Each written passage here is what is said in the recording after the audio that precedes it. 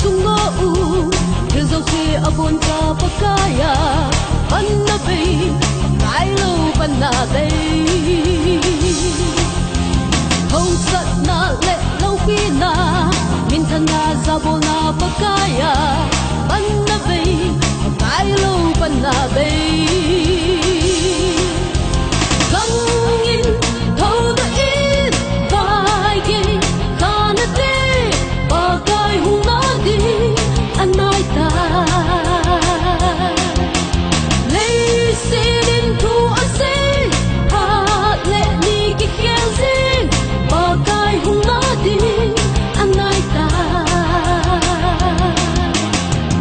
na mel hoi na le na ti na thip na ki son pi ding lo ba kai te lo vin hay hu ka hay na ding zong nang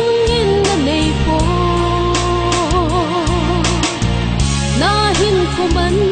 ki geli hat pe ka in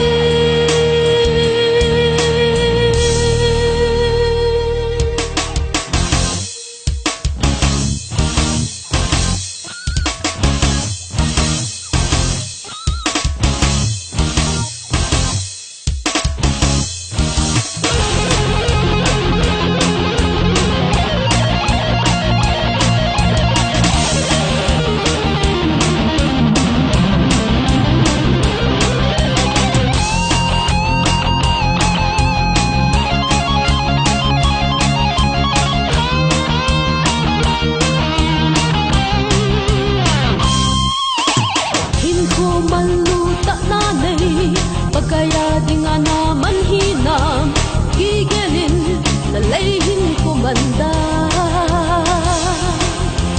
Kaping ka kay kizong na chu Nahinan krista anay laule Panabay Nahina panabay